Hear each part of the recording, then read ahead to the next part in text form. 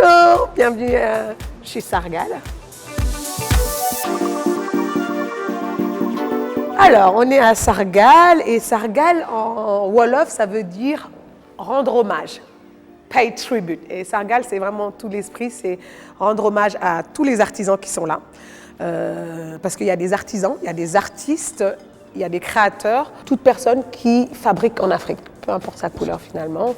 Je voulais juste que cette chaîne de valeur revienne un peu en Afrique. Eux, c'est des Ghanéens, des jeunes créateurs qui font des trucs super en pagne. Puis il y a eux aussi, c'est un duo, super des baskets, super Umoja. Dans les meubles, il y a Ousmane Baye, qui est pour moi l'un des plus grands créateurs, designers de meubles de son moment. J'aime Ousmane Baye parce qu'il fait de la récup. Et pour moi, la récup en Afrique, c'est essentiel. Je me décris comme un entrepreneur culturel. Plus le temps passe, plus je sais que la mode est juste un prétexte pour moi pour avoir des créateurs de meubles, du café Burundi.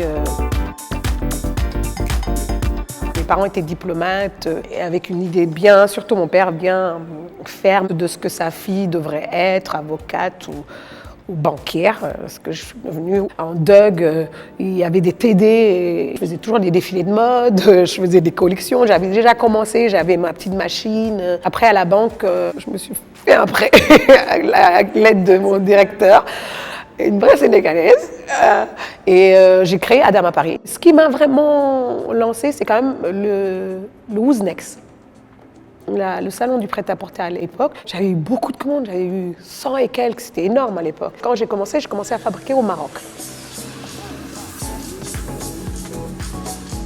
Quand j'ai commencé à créer et j'ai voulu défiler à Dakar, et il n'y avait pas de Fashion Week, j'ai dit mais il n'y a pas de Fashion Week, et j'ai su tout de suite aller enregistrer les noms, faire tous les trucs que personne ne faisait à l'époque. Et la première, c'était un gros succès, c'était le premier défilé. Voilà, on était modernes et parisiens avec des pubs et tout le monde pouvait venir. Il y a des autres Fashion Week qui ont commencé à naître.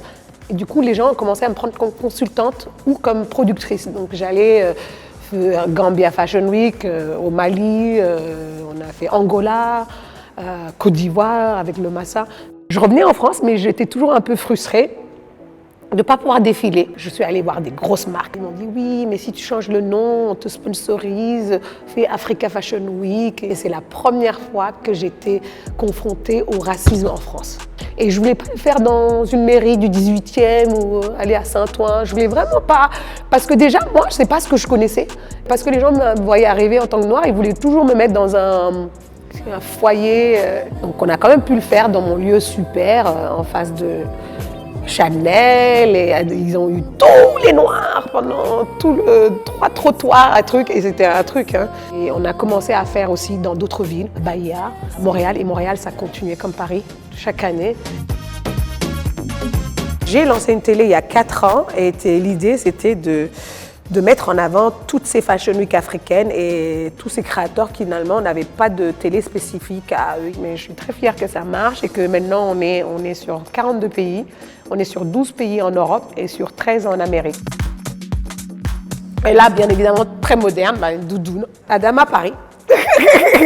La seule chose que je veux vraiment garder dans l'esprit de ma mode, c'est cette multiculturalité. Je ne veux pas que ça soit africain uniquement, je ne veux pas que ça soit européen uniquement. J'aimerais que toutes les femmes du monde, à un moment ou à un autre, puissent mettre une robe Adama Paris. Alors parlez-nous de votre dernier bébé, cette usine à Dakar. Ouais! J'ai cette idée-là de faire une usine, après c'est un peu les réunir ensemble. C'est peut-être une autre façon d'appréhender la mode et une autre façon de vendre une mode africaine qui serait responsable et surtout qui garderait nos métiers en vie. Surtout qu'ils puissent collaborer l'un à l'autre. Par exemple, les boubou dress qu'on fait, les boubou dress passent par 3 artisans. La teinturière, et après ça passe au brodeur mauritanien, et des fois ça passe à celle qui fait les perles. Et ça passe aussi par préserver les vrais tissus africains. Ah là oui, complètement. Alors les gens le savent, je suis assez contre le wax. Et tout simplement parce que c'est pas fabriqué en Afrique et que c'est pas un tissu africain, c'est que c'est la plus belle et réussite de forme de colonisation textile qu'on ait eue.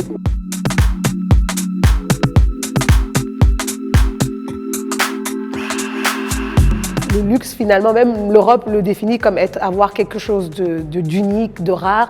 Et c'est ce qu'on a. C'est-à-dire, il y a très peu de Françaises qui peuvent aller à un tailleur et se faire une robe. Et du coup, c'est pour ça que pour moi, le mot luxe et l'Afrique peuvent être dans une phrase sans que ça soit quelque chose de complètement incroyable.